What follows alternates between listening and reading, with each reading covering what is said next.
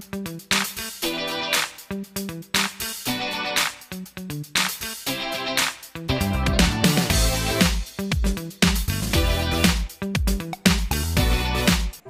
Friends, आप लोग यदि फ़ोटोशॉप सीखना चाहते हैं तो मेरे चैनल को सब्सक्राइब करें। मैं चैप्टर वाइज फ़ोटोशॉप की कुछ क्लिप्स बनाऊंगा जिसको आप फॉलो करके फ़ोटोशॉप को पूर्णतः सीख सकते हैं और अपनी इमेजेस में क्रिएटिविटी कर सकते हैं, अलग अलग चेंजेस कर सकते हैं। तो यदि प्लीज़ आप फ़ोटोशॉप सीखना चाह रहे हैं तो मेरे चैनल को सब्सक्राइब करें तथा मेरे वीडियोज़ को लाइक करें। थैंक यू दोस्तों। आज हम फ़ोटोशॉप सीखने जा रहे हैं और फ़ोटोशॉप सीखने से पहले मैं आपको बता दूं कि आप मेरे एक एक चैप्टर को अलग अलग देखें, तब जाके आपको हर चीज़ सीखने को मिलेगी। यहाँ मैंने फ़ोटोशॉप ओपन करके रखा हुआ है, ये फ़ोटोशॉप है। जिन लोगों के पास फ़ोटोशॉप नहीं है वो लोग फ़ोटोशॉप कहीं से भी प्राप्त करके उस पर इंस्टॉल कर लें, या आप ऑनलाइन भी डाउनलोड करके इसको इंस्टॉल कर सकते हैं। तो आइए देखिए, हम सीखते हैं फ़ोटोशॉप के लिए। आप लोगों को बेसिक नॉलेज तो होगा, जिन लोगों को बेसिक नॉलेज नहीं है तो वो लोग मुझे कमेंट बॉक्स में बता दें तो मैं उनको बेसिक नॉलेज के भी कुछ चैप्टर प्रोवाइड करा दूंगा ताकि उनको सीखने में आसानी रहे। जैसे यहाँ से हम सीखना चालू कर रहे हैं, सबसे पहले मैं आपको बता दूँ ये मेन्यू बार होता है। मेन्यू बार में अलग अलग ऑप्शंस रहेंगे आपके, जैसे फाइल मेन्यू, इसमें न्यू ऑप्शन है, ओपन है। आप लोगों को इन सब के बारे में नॉलेज तो होगा। जिन लोगों को यदि नहीं है नॉलेज तो मुझे कमेंट बॉक्स में कमेंट कर दें, मैं उनको बता दूंगा। आज मैं एक नॉर्मली चीज़ सिखाने आपको जा रहा हूँ कि आप बहुत सारी इमेजेस को एक पेज पर कैसे ला सकते हैं। यहाँ पे सपोज भाई अभी एक मैं न्यू ओपन कर रहा हूँ, एक न्यू पेज को मैंने ओपन करा कंट्रोल एन करके। यहाँ पर आप न्यू फाइल को कुछ भी नाम दे सकते हैं। ऑलरेडी ये यूनाइटेड 1 के नाम से, अनटाइटल 1 के नाम से ये लेता है। आप चाहें तो इसको कोई भी नाम दे सकते हैं। सपोज भाई मैंने राज दे दिया है। यहाँ से आप प्रीसेट साइज़ करके इस फाइल का साइज़ डिसाइड कर सकते हैं कि आपको किस साइज़ में ये फ़ाइल चाहिए। यहाँ अलग अलग है, जैसे 2x3 के साइज़ में है, जिसमें नॉर्मली आपकी फ़ोटो वगैरह आती हैं। जैसे 4x6 में भी आप फ़ोटो साइज़ आता है। तो इस प्रकार से अलग अलग साइज़ेज़ हैं, जैसा आपको रखना चाहते हैं आप वैसा साइज़ रख सकते हैं। आप चाहें तो कस्टम करके भी अपना साइज़ बना सकते हैं कि पेज को किस हिसाब से लेना है, चौड़ाई ज़्यादा रखना है या लंबाई ज़्यादा रखना है। जैसे सपोज़ भाई मैं यहाँ पर A4 साइज़ का पेपर सेलेक्ट कर रहा हूँ। ये मैंने A4 साइज़ का पेपर सेलेक्ट करा, जिसकी विड्थ 210 mm है, हाइट 297 mm है। इस को आप चेंज यदि करेंगे तो वो कस्टम ऑप्शन में हो जाएगा। ये A4 का साइज़ होता है। यदि आप इसको चेंजेस करते हैं, आप चाहें तो यहाँ से चेंजेस कर सकते हैं जैसा भी आप कर रहे हैं। साथ में आपको लगता है कि मिलीमीटर के अलावा आप जैसे इंचेस में या सेंटीमीटर्स में ऑप्शन रखना चाहते हैं तो आप उसके अनुसार भी आप कर सकते हैं। सेंटीमीटर में आप रख लें, क्योंकि कुछ लोग साइज़ नाप कर करेंगे तो हो सकता है सेंटीमीटर का स्केल है तो वो सेंटीमीटर का यूज़ कर सकता है। जैसे मैं इसको सेंटीमीटर में करता हूँ तो 21 सेंटीमीटर आता है, मतलब A4 पेपर की विड्थ 21 सेंटीमीटर रहेगी। और यहाँ यदि इसकी मैं हाइट की बात करूँ तो हाइट को भी सेंटीमीटर में लेता हूँ तो ये 29.7 लगभग रहती है। इसके बाद आ जाता हूँ रिजोल्यूशन। रिजोल्यूशन मीन्स आप जो इमेज ले रहे हैं उस हर एक इमेज अलग अलग डॉट से मिलके बनती है। तो यदि आप रिजोल्यूशन कम रखते हैं, ये नॉर्मल रिजोल्यूशन है 300, यदि रिजोल्यूशन ज़्यादा रहता है तो पिक्चर की क्वालिटी जो है वो काफ़ी अच्छी नहीं रहेगी। और यदि आप हाई रिजोल्यूशन रखते हैं तो पिक्चर की क्वालिटी काफ़ी अच्छी आएगी। जैसे नॉर्मली आप वर्क करते हैं तो 600 के रिजोल्यूशन में यदि वर्क करेंगे तो काफ़ी अच्छी इमेज की क्वालिटी रहेगी। यहाँ से मोड का ऑप्शन है। मोड में आपको ज़्यादातर RGB कलर का ही उपयोग करना है ताकि इमेज की क्वालिटी आपकी बढ़िया रहे। तो यहाँ मैंने RGB मोड को सिलेक्ट कर लिया है। बैकग्राउंड में आप कैसा बैकग्राउंड रखना है, जो आप पेज अभी नया ले रहे हैं उसका बैकग्राउंड कैसा, वाइट बैकग्राउंड आना चाहिए, या आप और कोई बैकग्राउंड सेलेक्ट करना चाहते हैं बैकग्राउंड कलर से भी उसका बैकग्राउंड सेलेक्ट कर सकते हैं। ट्रांसपेरेंट यदि रखते हैं तो उसमें कोई भी ऑप्शन में आपका कलर नहीं आएगा।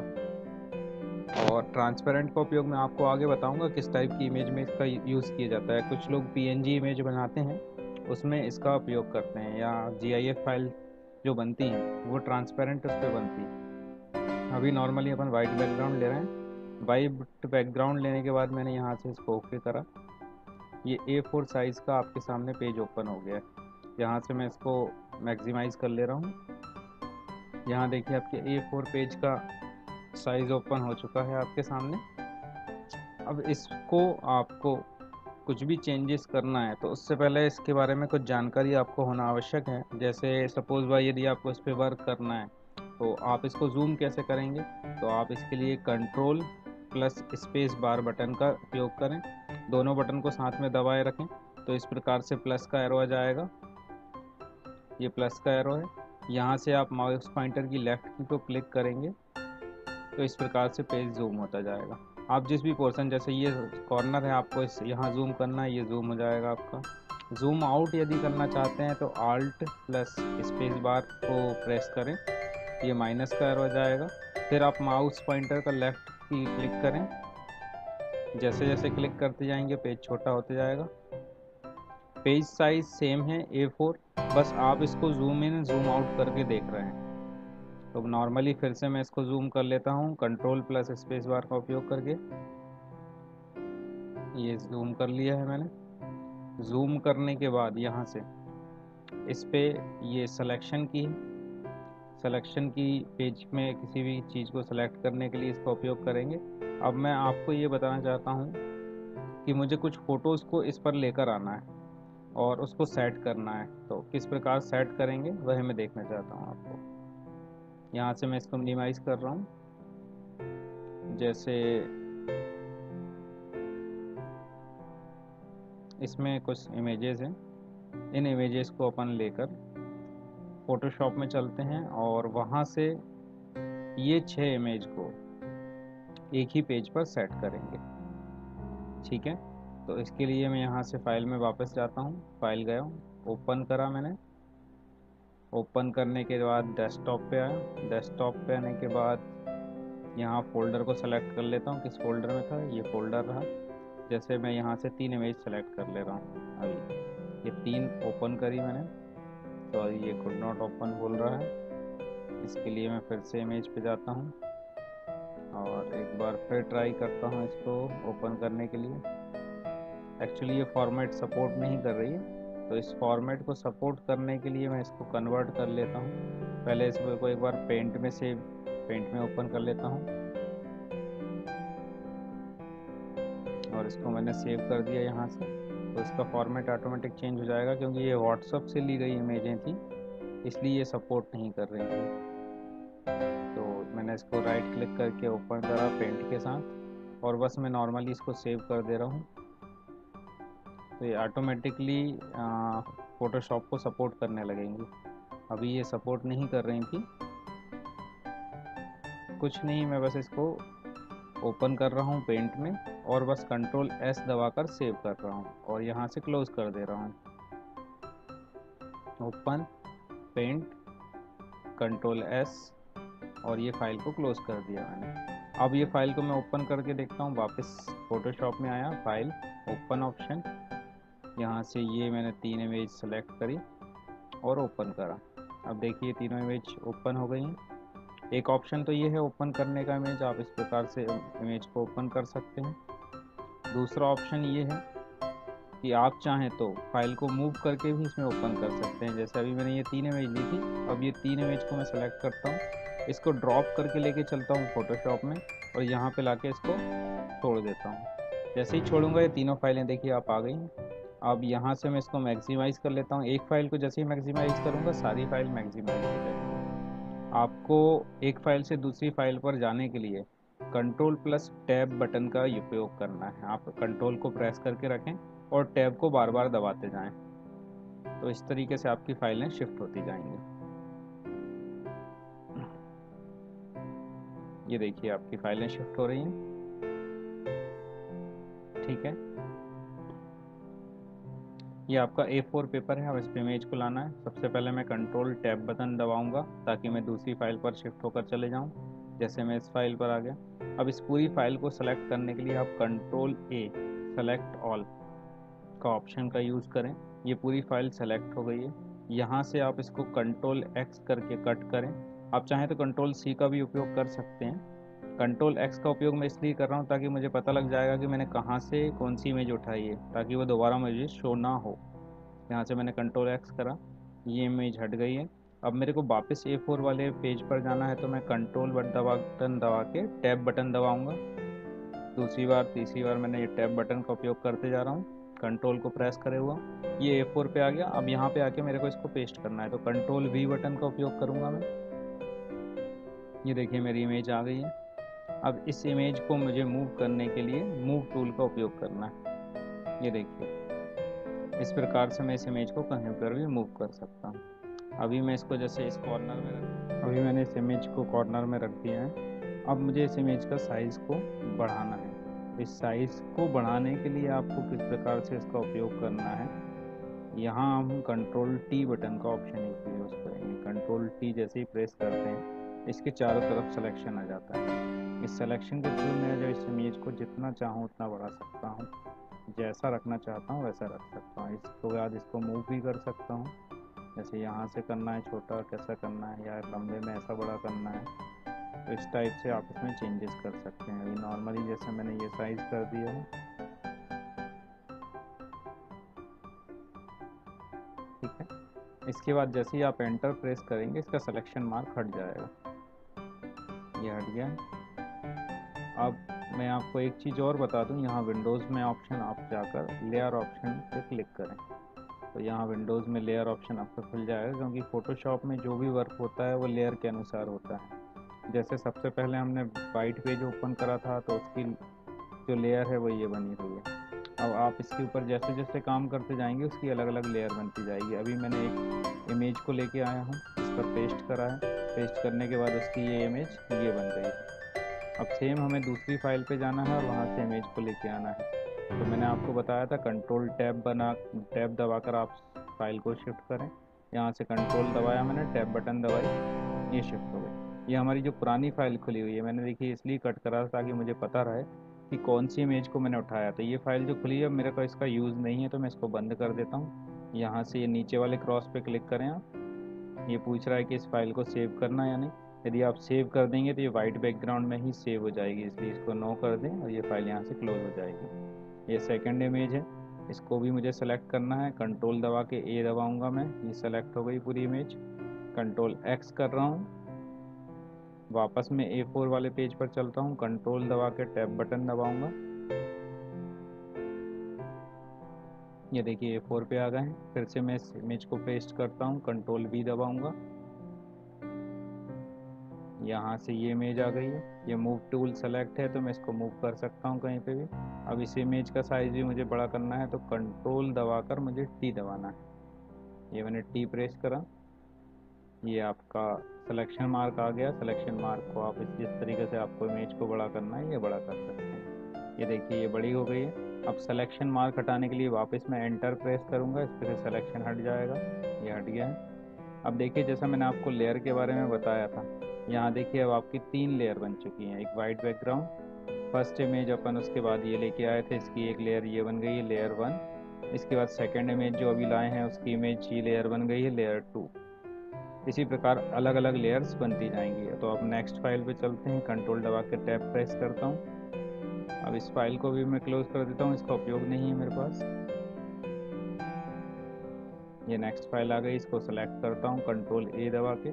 जैसे ही कंट्रोल A दबाते हैं सिलेक्शन मार्क आ जाता है, ठीक है। इसको कंट्रोल X करा मैंने, कट करा। कट करने के बाद वापस A4 पे चलते हैं, कंट्रोल टैब दबाकर। यहाँ से कंट्रोल V दबाएं आप। ये देखिए फिर से इमेज आ गई है। अब इसको बड़ा करने के लिए आपको क्या करना है, कंट्रोल T प्रेस करना है, और एक नई लेयर बन चुकी है। ये देखिए आपके सामने, ये देखिए आप। अब ये मैंने तीसरी इमेज को यहाँ पर कर दिया है।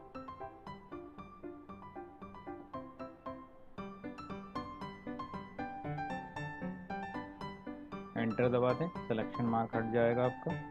ये 3 इमेज हो गई। इन तीनों इमेजों को जैसे मुझे मर्ज करना है, मर्ज मीन्स मतलब ये तीनों लेयर को मुझे एक लेयर बनाना है। मतलब 1 2 3 जो 3 लेयर हैं ये आपस में जुड़ जाएंगी और एक ही बार में मूव होगी। अभी जैसे मुझे मूव कर रहा हूँ तो मैं देखिए आप अलग अलग मूव हो रही हैं।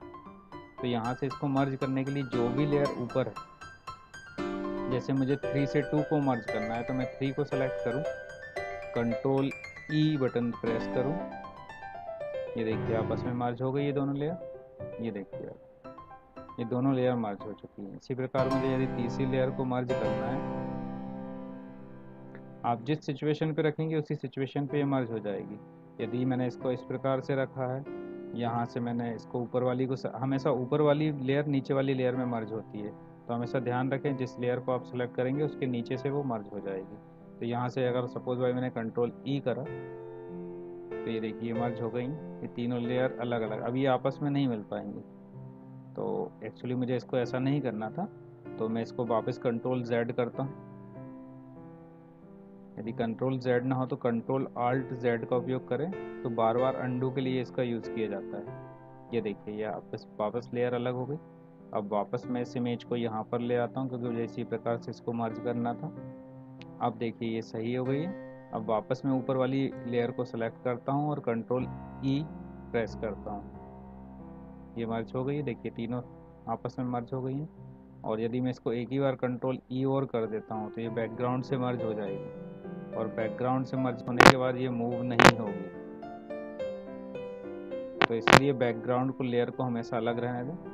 और यहाँ से मैं कंट्रोल जेड का उपयोग करता हूँ। कंट्रोल जेड यदि नहीं होता है, कंट्रोल आल्ट जेड का उपयोग करें, ये अंडू ऑप्शन के लिए रहता है। ये देखिए ये इमेज अलग हो गई। वापस मैं इसको कहीं पे भी मूव कर सकता हूँ। इन तीनों को अब मैं कंट्रोल टी के द्वारा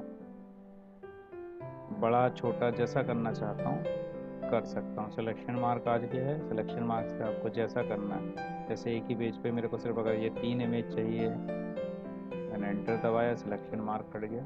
आप देखिए तीनों इमेज एक पेज पर सेट हो चुकी है। पर इसमें अपने को 6 इमेज सेट करना है, वापस कंट्रोल टी दबाता हूँ, वापस सिलेक्शन मार्क आ गया है, इसको मैं छोटा कर देता हूँ।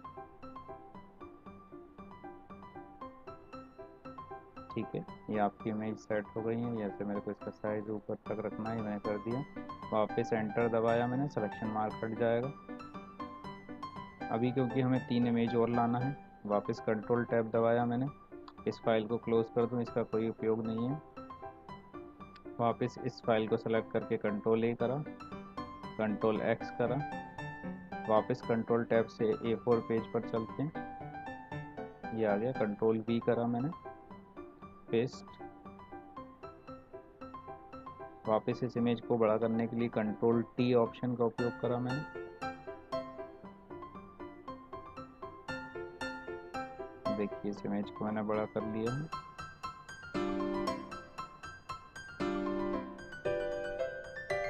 और यहाँ से एंटर दबा के इसको सेट कर दिया। तो तीनों इमेज में मेरे को ख्याल से इसका कुछ साइज में होता है। मैंने लेयर 2 को सेलेक्ट करके कंट्रोल T करूँगा, इसको मैं यहाँ से थोड़ा कम कर दूँ और एंटर दबाता हूँ, ये वापस सेट हो गया।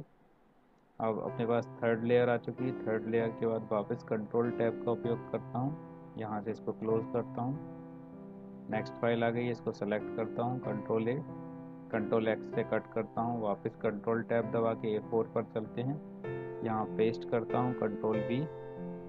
इस फाइल का साइज़ भी बढ़ाने के लिए मुझे इस लेयर का साइज़ बढ़ाना है, कंट्रोल T ऑप्शन दबाऊंगा। ये देखिए इस फाइल का साइज़ बढ़ गया। सिलेक्शन मार्क हटाने के लिए एंटर बटन प्रेस करूँगा। यहाँ 2 लेयर हो गई, 3 और 4, एक और लाना है। इसको सेलेक्ट करें, कंट्रोल ए, कंट्रोल एक्स, कट करा मैंने। आप लोग कॉपी भी कर सकते हैं, मैं कट इसलिए करता हूँ ताकि मुझे ध्यान रहे कि मैंने इस चीज़ से इमेज को उठा लिया है। यहाँ आके फिर मैंने कंट्रोल V पेस्ट करा, ये इमेज आ गई है।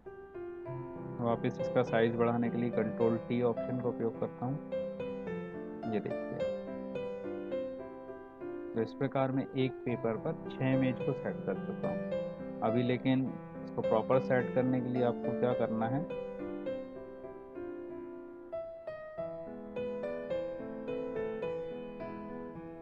अभी 3 इमेज को हमने आपस में मर्ज नहीं करा है, तो अब इनको मर्ज करने के लिए अपने को क्या करना है, ये 5वीं लेयर को 4थी लेयर से मर्ज करना है। कंट्रोल 5वीं लेयर पर सेलेक्ट करके कंट्रोल E प्रेस करें तो ये 5वीं लेयर 4थी से मर्ज हो जाएगी। देखिए मर्ज हो गई। फिर 4थी लेयर को तीसरी लेयर से मर्ज करना है, फिर कंट्रोल E दबाएं आप, ये देखिए अब ये 3 इमेज 1, 2 और 3 ये तीनों आपस में मर्ज हो चुकी हैं। इसी प्रकार ये और ये इमेज आपस में मर्ज हो चुकी है। अब देखिए आपकी जो लेयर सेलेक्ट है उसमें वो पूरा मूव हो रहा है। इसी प्रकार यदि इसको मूव करना है तो आप 2 को सेलेक्ट कर लें, ये आपका मूव हो जाएगा। अब यदि हमें इन दोनों लेयर को आपस में मर्ज करना है तो आप 3 को सेलेक्ट करें, कंट्रोल ई प्रेस करें,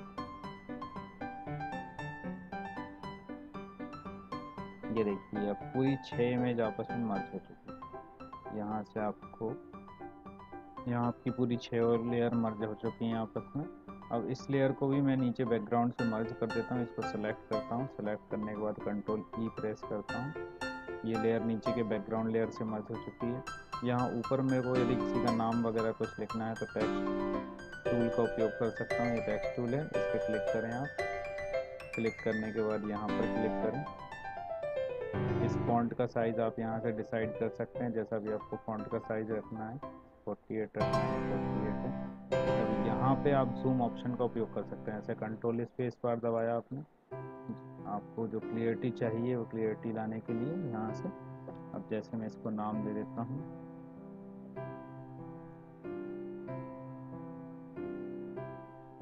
नॉर्मली आप जैसे फॉन्ट लिखते हैं वैसे ही आपको फॉन्ट टाइप करना है। यहाँ पे जो भी क्लिक करें, पर गलती से आप कहीं नीचे वगैरह क्लिक करेंगे तो आपकी दूसरी लेयर जनरेट हो जाएगी। जैसे मैंने ये अभी जो लेयर बनाई ये लेयर 1 आपको शो कर रहा है। इसको मूव करने के लिए आप मूव टूल का उपयोग करके कहीं पे भी मूव कर सकते हैं। यहाँ रखना है, यहाँ मूव कर सकते हैं। दोबारा एडिटिंग करना है, टी पे क्लिक करें और वहीं उसी पर क्लिक करें। अदरवाइज दूसरी जगह क्लिक करेंगे तो अदर लेयर क्रिएट हो जाएगी। जैसे मैं अभी आपको बताता हूँ, जैसे मैंने ये टी पे फिर से क्लिक करा और यहाँ नीचे क्लिक करा, ये देखिए आप एक अलग लेयर बन गई है। यहाँ कुछ भी टाइप करता हूँ ये लेयर आ गई। तो इसलिए विशेष ध्यान रखें इसका। और जैसे मुझे इस लेयर को डिलीट करना है, वापस मूव टूल पे ऑप्शन पे क्लिक करूँ, लेयर को सेलेक्ट करूँ और यहाँ से डिलीट ऑप्शन, ये डिलीट ऑप्शन है, लेयर्स में डिलीट ऑप्शन आता है, तो यहाँ इस पर क्लिक करें और वो लेयर आपकी डिलीट हो जाएगी। ये डिलीट हो गई आपकी लेयर। और इस लेयर को भी आप कंट्रोल टी ऑप्शन के द्वारा छोटा बड़ा जैसा आप करना चाहते हैं वैसा कर सकते हैं। ये देखिए, इसको मूव भी कर सकते हैं आप, जैसे मैंने इसको उपयोग किया। और इस इमेज को मर्ज करने के लिए भी आप कंट्रोल ई ऑप्शन का उपयोग, कंट्रोल ई दबाएंगे आप, ये लेयर नीचे से मर्ज होगी। अब ये मूवमेंट नहीं होगा क्योंकि ये एक ही लेयर बन चुकी है और बैकग्राउंड लेयर लॉक रहती है, ये लॉक लगा हुआ है।